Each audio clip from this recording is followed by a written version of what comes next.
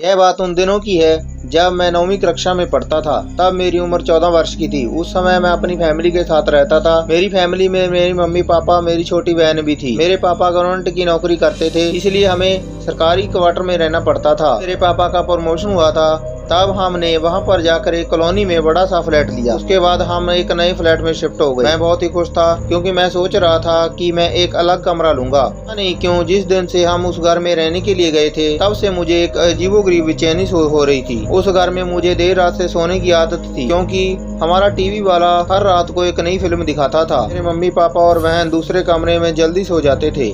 शुरू में तो सब कुछ ठीक था, लेकिन अचानक मुझे रात को जब मैं बेड पर बैठकर मूवी देख रहा था तो अचानक रूम के बाहर किसी की आवाज सुनाई दी।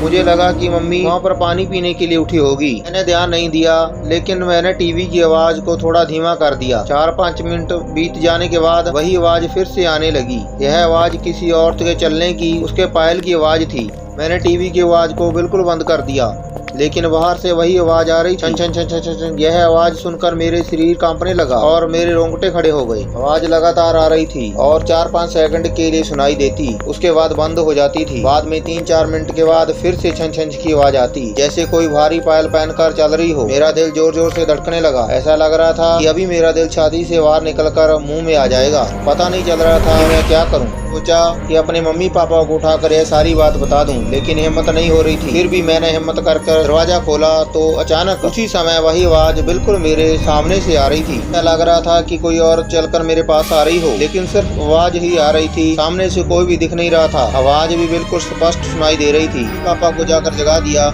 और सारी सच्चाई उनको बता दी। मेरे पापा इस बात को मानने के लिए बिल्कुल तैयार नहीं थे। वैसे भी सब पूरी तरह से नींद में थे, किसी ने मेरी बात पर ध्यान नहीं दिया। बाद में मैं अपनी मम्मी पापा के साथ उनके कमरे में ही सो गया। ऐसे ही 3-4 दिन निकलने के बाद रात को फिर से वही आवाज सुनाई दी। मुझे उस आवाज की आदत सी पड़ गई। आवाज आने का कोई समय पक्का नहीं था। कभी कभी वह आवाज 10 बजे या फिर 11 बजे के आसपास आती थी, परंतु एक बात पक्की थी, वह आवाज सिर्फ मुझे ही सुनाई दे रही थी। घर में किसी और को सुनाई नहीं दे रही थी। कभी तो वह आवाज मुझे बहुत ही ज्यादा डरा देती थी। 8-9 महीने बीत जाने के बाद हमें एक नया फ्लैट मिल गया और हम वहां पर शिफ्ट हो गए। जगह पर जो नए लोग रहने के लिए आए थे वह हमारी जान पहचान के थे। उनका बेटा मेरा बहुत ही अच्छा दोस्त था और उनकी फैमिली काफी बड़ी थी। अंकल हमारे घर पर आए और हमसे पूछने लगे कि आपको क्या वहाँ पर कोई आवाज सुनाई दे रही थी। बस यही बात सुनकर मुझे पूरा यकीन हो गया था कि वह मेरा वहम नहीं था। उस अंकल के पूरे परिवार को वही आवाज सुनाई दे रही थी। आखिर